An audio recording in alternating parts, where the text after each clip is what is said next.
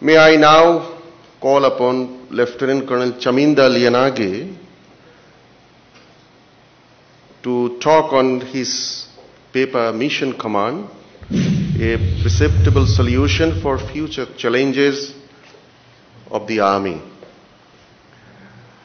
Lieutenant Colonel Chaminda Liyanage is the Research Coordinator of the Department of Strategic Studies, Faculty of Defense and Strategic Studies, KDU.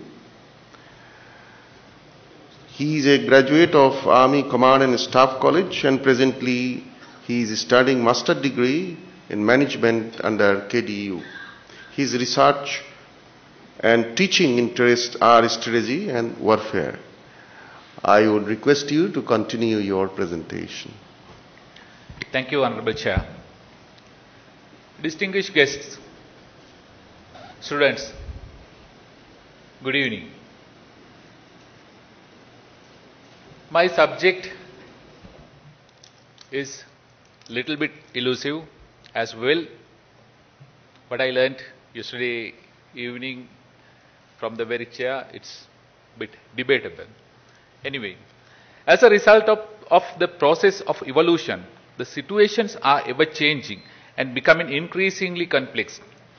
Similarly, the primary task of army, warfighting, in future would become complex. As well, the array of the secondary task which could be assigned to the army too will become complex with the widened scope of human security aspects, very correctly explained by the chair. This changing nature would demand the army to be more professional in performing its task in increasingly complex and during volatile situations. Command and control is an essential element of the art and science of warfare. This is the lifeblood through which commanders initiate and integrate all military functions and operations toward common goal, mission accomplishment. The command and control has been considered one of the battlefield operating systems, which includes planning, preparation, execution, and assessment of operations. The defining problem of command and control is the need to deal with uncertainty. This is a factor that makes command and control is more art than science. Karl von Clausewitz has defined this as war is the realm of uncertainty. 3/4 of the factors on which action in war is based are wrapped in a fog or greater uncertainty. With the increase of complexity, the uncertainty too increases. Martin van Claveet wrote in Command in War, the modern commanders are not much better than their World War II predecessors at penetrating the fog of war. Despite incredible technological advances in data processing, communication, and information collection, uncertainty is ever present because war is human struggle in which moral factors such as fear, hatred, and danger impede rational thought, and it involves two independent wills trying to outwit, deceive, confuse, and kill each other. The other factor which further contributes to the confusion in war is what Clausewitz called friction. Everything in war is simple, but the simplest thing is difficult. The difficulties accumulated and end by the proceeding a kind of friction that is inconceivable. These difficulties include human errors, jumbled communications, misinterpretations due to enemy efforts which cause poor or conflicting intelligence reports, and the losses occurred at critical times. One can argue that these difficulties can be minimized by technological advancement. The advanced weapon systems, information collection, data processing, real-time surveillance, and advanced communication systems. But the very truth is technology too having limitations.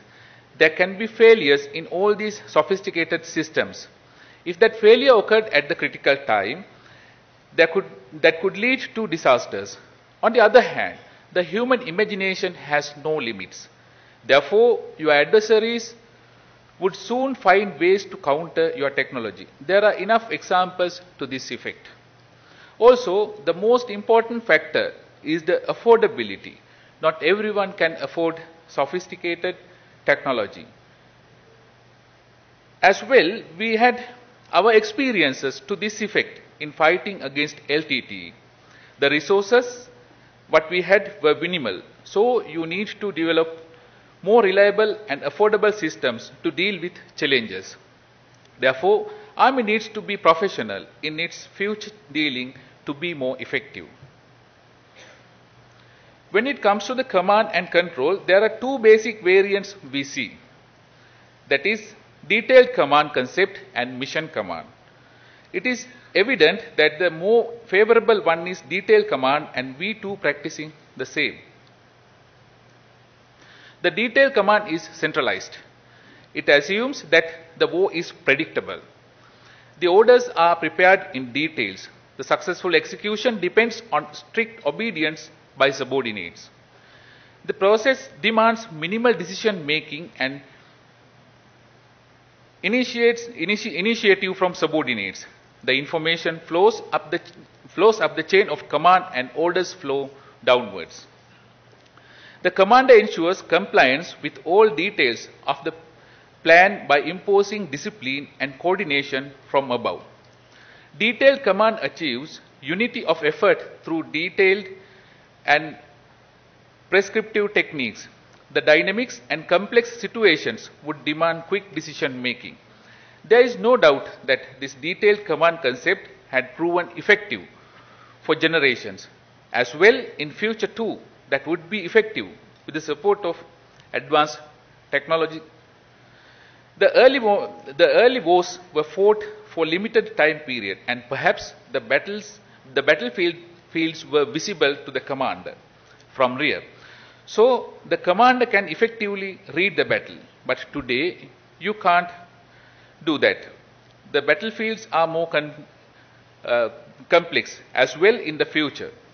Battlefields may be, the commander would be able to read the battle with the technological advancement in the future. But as I said earlier, failure of technology is inevitable, and there lies an uncertainty in the system, however much it is sophisticated. In mission command, the war is regarded as unpredictable.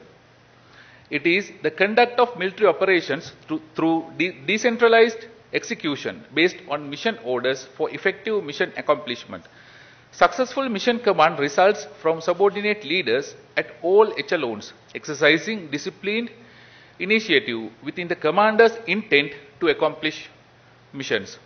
It requires an environment of trust and mutual understanding. Successful mission command rests on four elements, that is, commander's intent, subordinates' initiative, mission orders, resource allocation. Since we derive lessons from history, we can see much evidence to this effect. The Prussian army of Frederick the Great was considered a most successful and one of the finest army in the history. However, on 14th October 1806, two of these finest Prussian armies were totally defeated by Napoleon merely in course of 9 hours at Jena Auerstedt. The Prussians were well trained on their drills and were highly professional. On the other hand, Napoleon had many armies called corps. He had marshals appointed to command them. Those marshals were selected by Napoleon himself and followed a similar doctrine. Napoleon explained his intent to his marshals, and those marshals had the freedom of action within Napoleon's intent. This system gave him many victories. With great consistency, mission command allows to make rapid decisions in an uncertain, fast-changing environment and to translate them without delay into decisive actions. Thus, would enable fast action than its opponents. The speed of action in mission command allows opportunities to exploit and recover from setbacks. If subordinates are having a clear understanding of purpose, they understand what matters and can react fast whether it is unexpected, be it good or bad. Mission command creates and fosters a large number of leaders and enables them to stretch themselves without working within limits, using their initiative and using their creativeness. Therefore, we can derive lessons from military history to examine the effectiveness of detailed command concept and mission command concept. To this effect, we have our own experiences. A significant change in this command system is what we have practiced with our special forces. They were proven to be effective in their dealings with minimal directives, but implementing their initiative to accomplish missions. The versatility of mission command has to weigh with the combat effectiveness. That the concept would allow. Therefore, I would like to conclude this presentation with this argument that exercise of mission command would increase the operational effectiveness of Army. Thank you for your patient listening.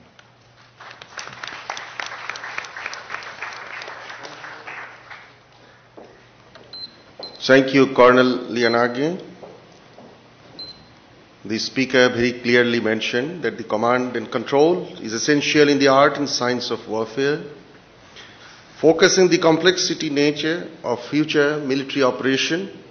He asked upon the requirement of more professionalism and effectiveness. I also echo with you.